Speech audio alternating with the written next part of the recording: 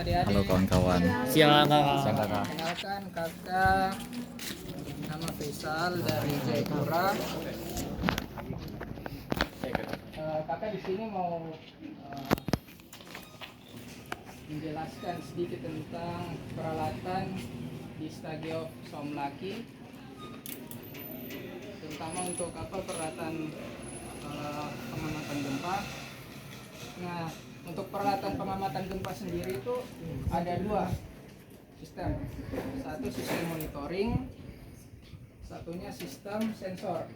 Nah, kalau sistem monitoring ini ada di dalam gedung, sementara yang kelompok 1 dan 2 lagi di dalam kan, itu ada sistem monitoringnya. Nah, untuk sistem sensornya itu yang ada di luar sini, nah, yang gedung ini. Nah, di dalam sini itu ada namanya sensor seismik, sensor gempa bumi, yaitu sensor seismometer. Nah, sensor ini nanti kalau misalnya ada gempa bumi, dia akan menangkap sinyal dari gempa bumi, kemudian dikirim melalui kalian lihat yang pemancar ini, parabola. Nah, ini nanti akan terkirim ke server. Servernya ada di pusat di Jakarta. Kemudian data dari server itu dikirim ke sistem monitoring yang ada di dalam gedung.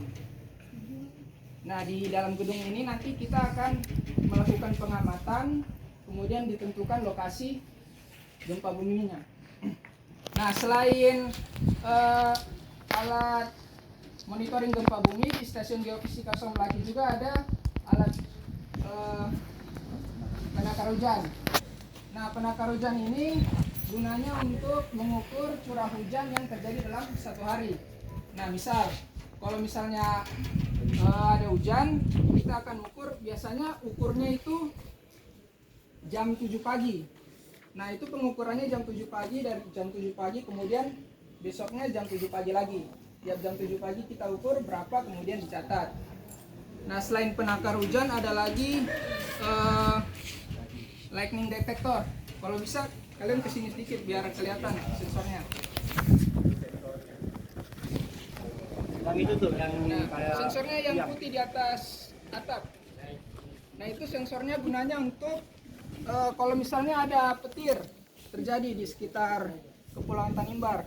Nah, nanti sensornya ini akan menangkap sinyalnya. Kemudian sinyalnya itu akan muncul di display di sistem monitoring di dalam gedung. Nah, mungkin itu saja sih. Oh, satu lagi.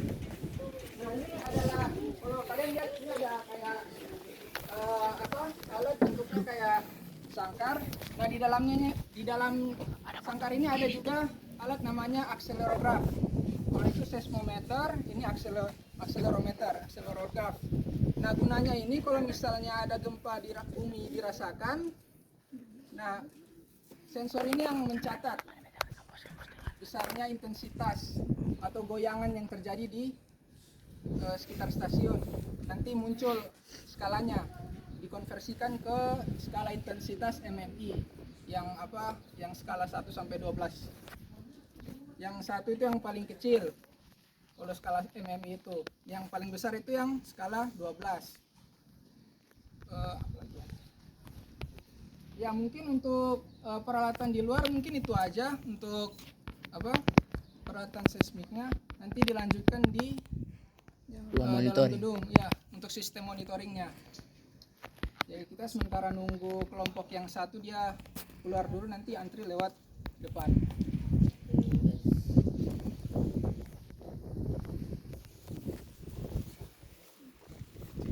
Nah, sampai sini ada yang mau tanya soal gempa bumi atau peralatan?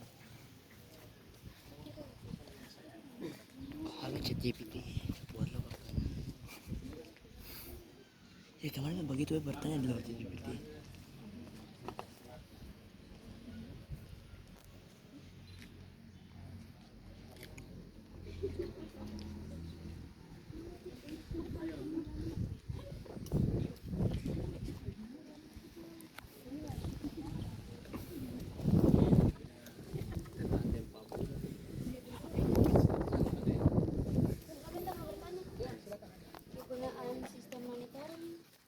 kegunaan sistem monitoring. Itu kalau sistem monitoring ya seperti namanya, untuk memonitor keadaan aktivitas gempa.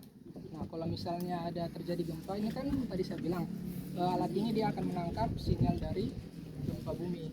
Kemudian sinyal gempa bumi itu masuk ke dalam sistem monitoring. Nah, di sistem monitoring ini nanti petugas yang di dalam dia melakukan pengamatan. Setelah melakukan pengamatan gempa bumi, nanti hasilnya keluar. Hasilnya itu nanti kayak parameter gempa bumi, kayak kekuatannya, magnitudonya, terus lokasinya, koordinatnya, bintang sama, bujurnya, kemudian kedalaman sama waktunya. Nah, itu gunanya sistem monitoring untuk melakukan pengamatan dan monitoring gempa.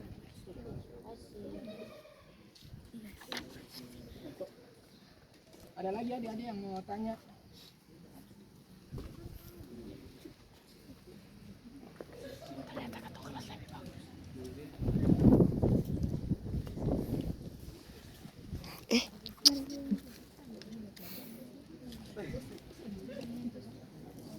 Adik-adik dari kelas berapa ya? Kelas 1.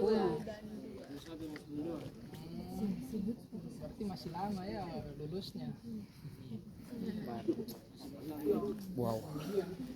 Oke, pembicaranya. Kalau ada yang berminat mungkin ini mendaftar di sekolah BMKG. Masih berapa tahun lagi? 2 tahun. 3 tahun. Mana cakap gue? Kalau masuk BMKG lulus langsung kerja di BMKG. Iya, langsung belajar di Jakarta. BMKG. Kampusnya. Dia harus lulus langsung ditempatkan ke Indonesia. Oke, ada yang mau bertanya? Silakan. Mungkin tentang gempa bumi apa? Ayo silakan.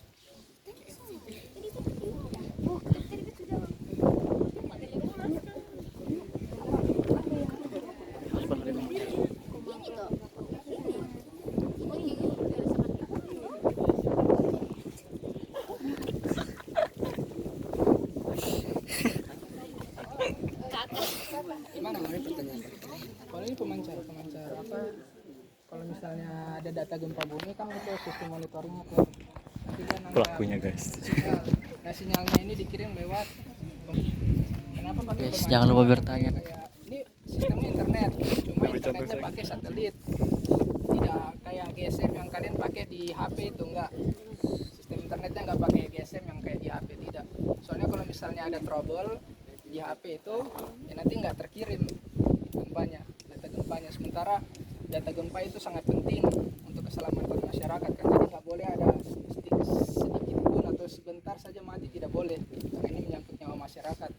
Nah, makanya kita menggunakan sistem satelit biar dia tidak terjadi gangguan.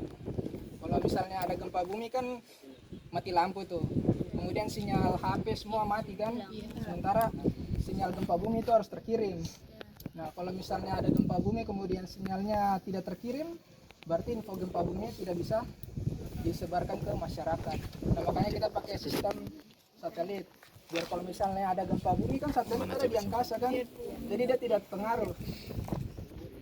Bisa komunikasi dia lancar terus biar ada gempa bumi.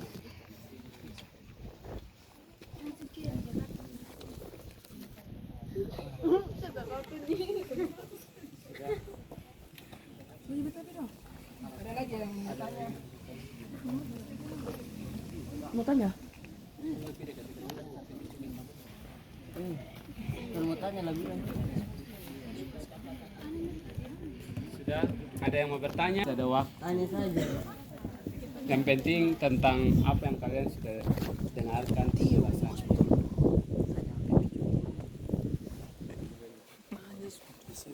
Iya, makanya bertanya. Tio, BK 11, 12 yang belajar. Oke, di sini bertugas untuk dokumentasi. Tanya. Dari pas aku bagian dokumentasi, Pak. Oke. Bapak guru termasuk. Kameramen baru guys. Oke. Ada yang tanya? Kalau Kalau cuaca itu lebih ke meteo ya, Dek. Meteorologi. Meteorologi yang ada di bawah kantornya. Tapi kalau cuaca itu dia pengamatannya ya kayak belum tahu sih kalau cuaca dia masih lebih ke gempa bumi. Dia juga ngambil data kayak data suhu, kelembapan, terus angin, Stumble stock. ya apa penguapan, kunci penguapan. Nah itu untuk apa mengukur penguapan. Nah itu nanti datanya, data-data inputannya ini dari apa kelembapan segala macam ini nanti dihitung. Nanti hasil penghitungannya dipakai untuk melakukan apa prediksi cuaca. Tapi prediksi cuacanya itu bisa salah, bisa apa bisa benar, tapi ya kalau BMKG biasanya sudah handal lah kalau untuk prediksi cuaca, karena ini meteorologi apa prediksi cuaca itu lebih ke apa jangka waktu yang singkat, jangka waktu singkat, mungkin beberapa hari ke depan atau beberapa minggu ke depan. Weh, Ya, ada lagi yang mau tanya?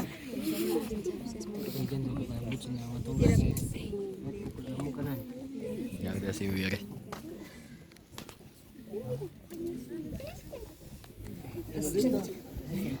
Apa? Ada yang mau tanya?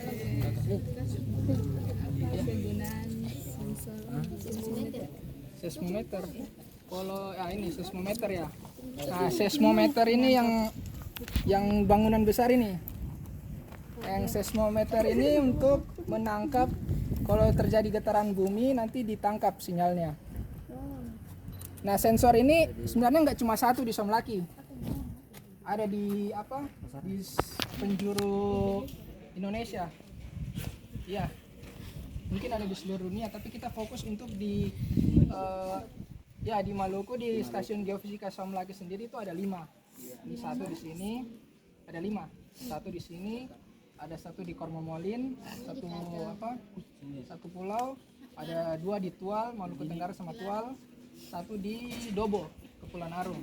Nah, kelima sensor ini nanti dia menangkap kalau misalnya ada terjadi gempa bumi. Ya biarpun kecil nanti biasanya kalau gempa bumi itu kan nggak semua terasa kan. Nah ini sensor ini dia bisa merasakan gempa bumi walaupun itu cuma kecil. Makanya kalau ada gempa bumi langsung ditangkap sama sensor. Kemudian kami analisa datanya dari tangkapan sensor itu kan.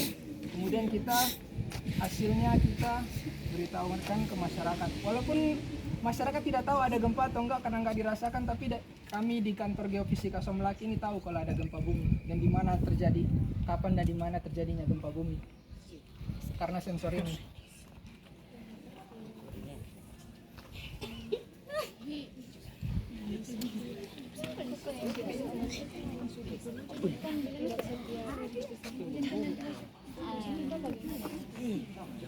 Ya, kalau hujan ini ada cara hitungnya sendiri. Nah, kalau misalnya hujan, kan biasa kalau hujannya sedikit itu kan, kalau hujannya sedikit biasanya waktu kita buka kerannya, tahu-tahu tidak ada hujan. Nah, itu catatannya itu bukan 0 tapi tidak terhitung. Hari itu hujan walaupun cuma sedikit, tapi di penakar hujannya 0, tapi di catatan kami tulis tidak terhitung. Nah, kalau misalnya hari ini kan dari pagi sampai siang ini kan nggak ada hujan kan. Nah, itu nanti di catatannya kita tulis saja 0, nihil. Nihil artinya tidak ada hujan, tidak ada hujan karena kalau ada hujan sedikit tapi kita ukur tidak ada tetesannya berarti tidak terhitung. Kondisinya akan keras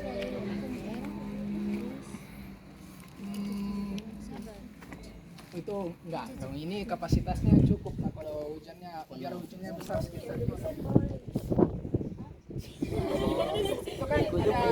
pengukurannya kan nggak besar ya itunya, jadi ada tertampungnya waktu dia turun itu nggak nampung banyak sebenarnya ya, paling kalau kita buka paling tinggi 50 mm lah kalau hujannya besar sekali itu.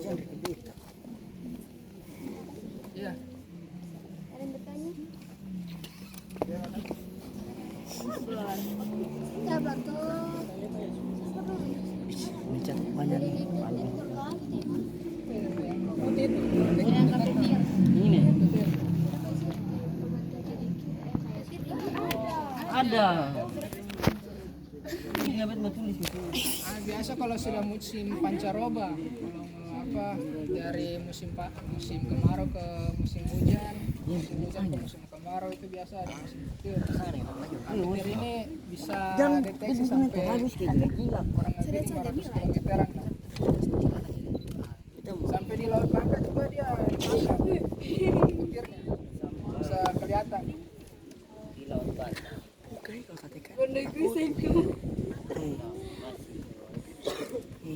Makanya begini.